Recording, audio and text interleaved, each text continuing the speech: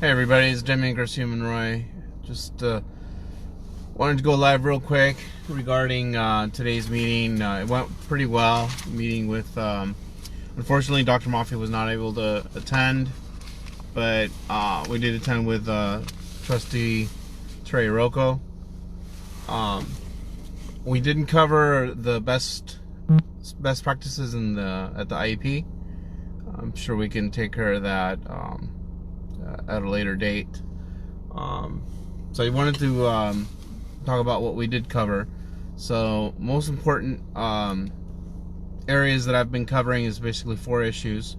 One is the issues of covering up child abuse, mistreatment, seclusion, etc. And so Ms. Shed did agree that that is an area that she will work on, and she will also create an avenue in terms of being able to give parents the proper information. So, for example, there's some areas where they can't just divulge certain information of an employee if there's an incident, but during an investigation, she will make sure that the parents are given information to contact the assistant superintendent that's assigned to their grades, whether it be for primary or for higher education level. So by these means, they will be able to provide the police officer the name of the individual. So it's got to be done in a way that they're not breaking their laws or codes or policies, but at the same time they're giving the information to the police officer who's doing the investigation.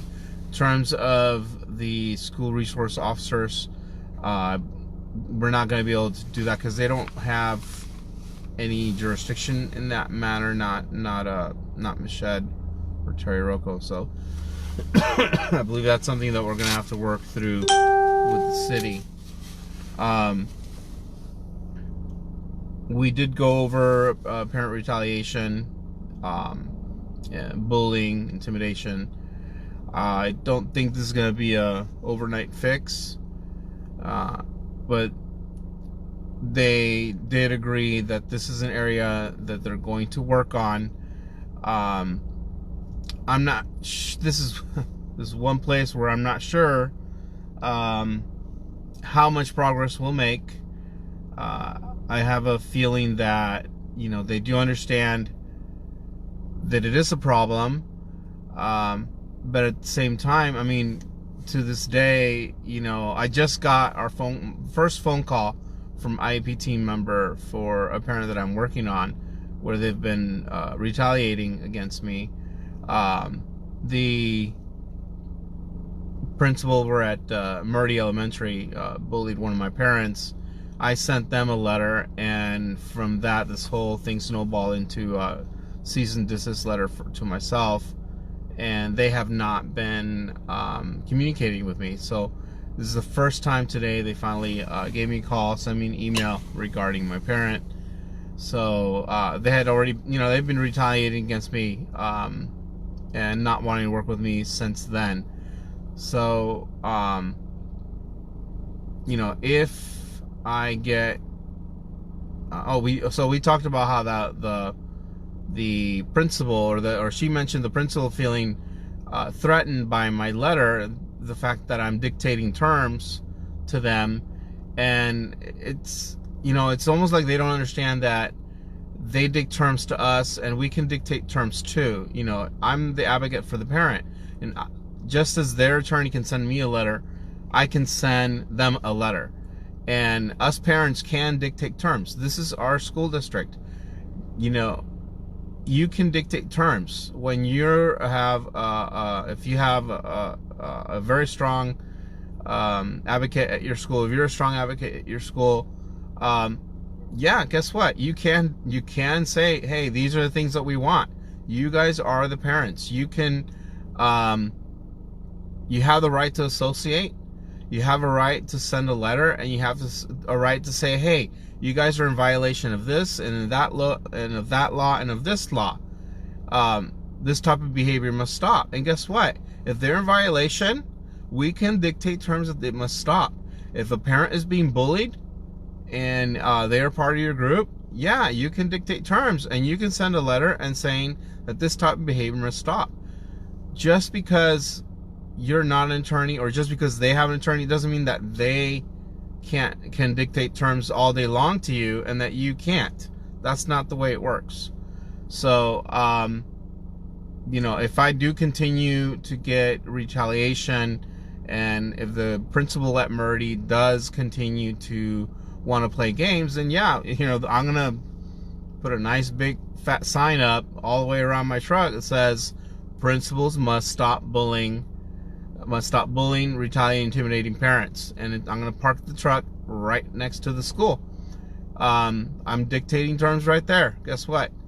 We're gonna let the community know what type of principal they have in their neighborhood if this principal continues to play games.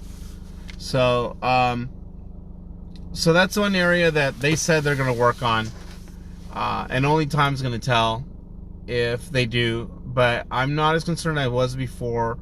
My mentor and I, Alfredo, we're going to start going around to the parent groups that we've been in talks with, and he's been mostly in talks with, and we're going to start our own organization. And this organization is going to be like NAACP, ACLU, LULAC, in terms of the structure, in terms of the civil rights structure, in terms of the partnerships with the attorneys. And we want to create this organization so that it has a framework, so mainstream, so that basically any parent can log on, and if they have a group of parents, they can form a chapter of their own, just like ACLU or LULAC or NAACP. We can have these parent special education civil right groups that will be able to have a way to advocate and be able to have toolkits that they can download as to, oh, if this happens, we can do this, or if we need media coverage, if we need that, or whatever the case may be.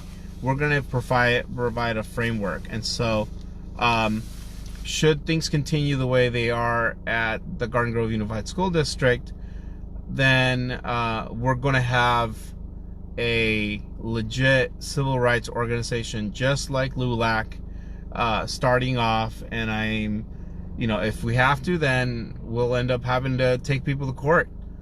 You know, if that's what we got to do, we'll dictate terms. You know, I don't know why they mentioned today that the principal was threatened because I dictate terms. Guess what? We're going to be dictating terms. If they don't like it, well, that's just too tough. That's too bad. You know, as long as we're not doing anything illegal, as long as we're not being disruptive at school, as long as we're not threatening to hurt anybody, then guess what? We can dictate terms. We are, you know, one thing I want everybody to understand, if you're an advocate, okay, we do the same work as the police do in the SPED world, okay? We are the SPED police officers. So we ask things just like the police. We ask things nicely. Okay, hey, you know, this is what's going on. There's this violation. And they don't do it. They don't adjust their behavior. You know, what does the officer do? You know, hey, please turn around. They don't want to do it because they're under arrest. It's okay. Turn around, put your hands behind your back. They know more harsher tone. They don't do it, then they force them. That's what we do. We can force them by taking them to court. We can force them by using the civil rights action.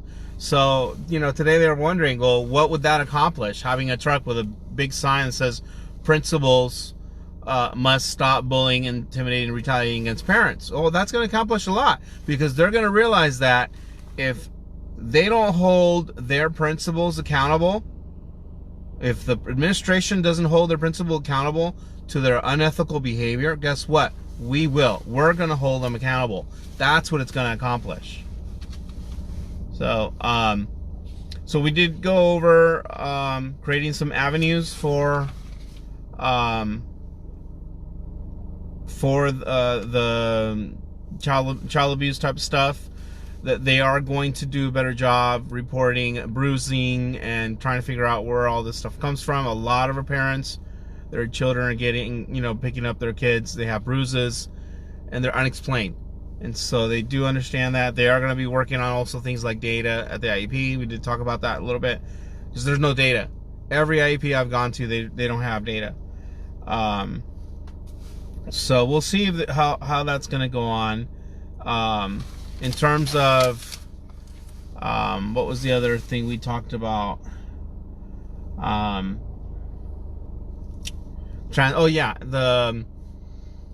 special education budget. So they agreed to do a more transparent, to be more transparent with the budget.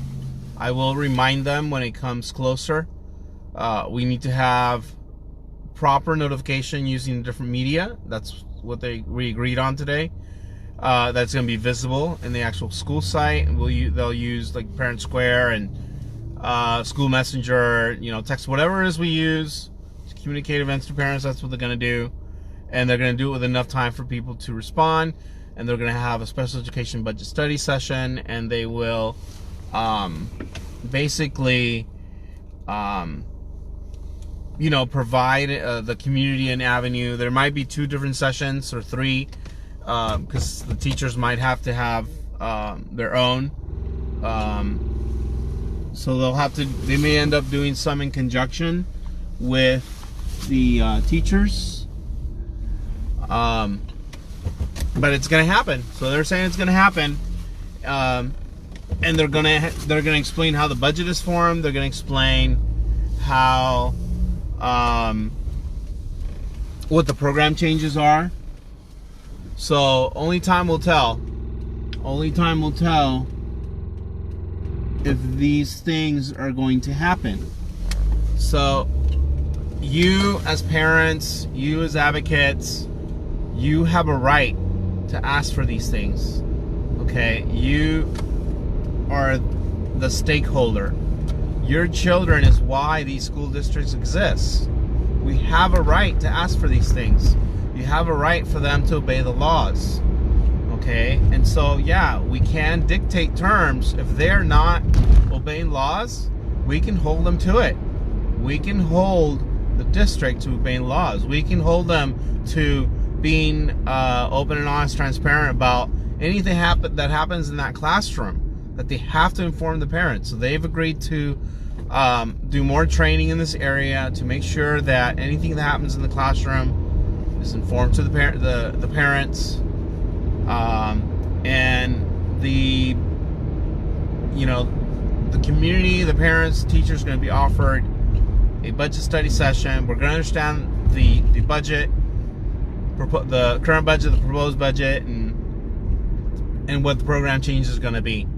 So only time will tell. We're going now into the 4th year that I've asked for this stuff. So it all looks well. But all you different groups out there that Alfredo's been working with, and that I'm newly talking with, let's do this. Let's form our own organization. This will be just like LULAC, like NAACP, like ACLU. Many times we have turned to these organizations. Sometimes they've helped, and sometimes they don't. I have turned to ACLU many times for help, and they've never been there. They have never been there for me. They're if I hate to say it, but if some convicted rapist out there is not getting his health care in one of the prisons, they'll jump all over that and protect their rights. Which, I hate to say it, but yeah, if they have a right to something, they need to get it. I understand that, but I don't think it's right that they'll jump all over that and protect all these criminals and so forth, and they won't do anything for our children with special needs. That just always boggled my mind why they do that. So we need to do we need to become our own ACLU, our own LULAC, our own NAACP, because we can empower ourselves. We don't need anybody else as pet parents. We're going to do this organization. We're going to mainstream it so that we don't spend a lot of time. It's going to be done in such a way so that SPED parents can spend a little bit of time for maximum yield of results. It's going to be basically just all laid out. That's the plan. So I want everybody to, if you're an advocate and you're interested, please contact me. My number is 714-881-9860. Email is specialedscivilrights@gmail.com, or you can contact Alfredo if you know Alfredo. Let's make this happen. I am so excited about this. I am seriously very excited about this. Alfredo is such an amazing person.